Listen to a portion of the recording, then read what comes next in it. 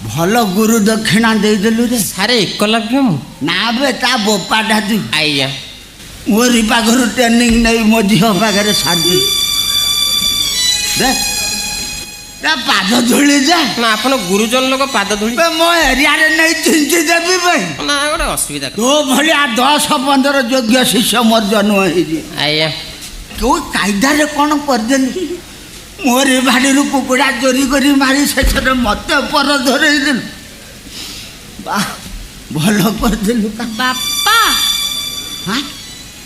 କେତେ ଖୁସି ତମ ଝିଅ ହେଇଗଲା ଦେଖ। ହଁ ବା କମ ବଡ଼ କାମ କରୁଛି ସେ କ'ଣ ଖୁସି ହଉଛି ଆଉ ତା ମା ସ୍ୱର୍ଗରେ ଥାଇକି ବି ଖିଲିଖିଲି ବସୁଛି।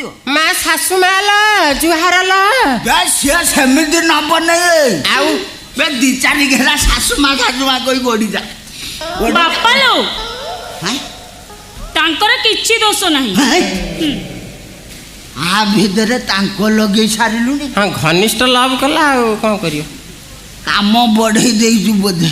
ଆଉ କ'ଣ କରିବ ନା ତାର କାହିଁକି ଦୋଷ ଅଛି ସବୁ ଦୋଷ ମୋର। ହଁ ଦୋଷ ତମ ନୁହଁ ତ ଆଉ କାହାର। ଧାନ ଆସି ପାଚିଲାଣି ପାତୁ କିଆରି ମାଲିକ ଧାନ କାଟି ତା ଖୋଳାକୁ ନଉନି। ମୁଁ କାଟିବି ନାହିଁ। ଧାନ ଆସି ପାଟି ମଟରେ ମିଶିବାକୁ ଗଲାଣି ସେ ଚିନ୍ତା କ'ଣ କିଆରି ମାଲିକ ମୁଣ୍ଡରେ ଅଛି। ଚଞ୍ଚଳି ରାଗୁଛ କାହିଁ ମୋ ବାପା ଏତେ ଝିଅ ମାନଙ୍କର ମଧ୍ୟସ୍ଥ ଝିଅ ବାହା ଦଉଛ ମୋର କ'ଣ ବାହା ହେବାକୁ ବୟସ ହେଇନି ନା କ'ଣ।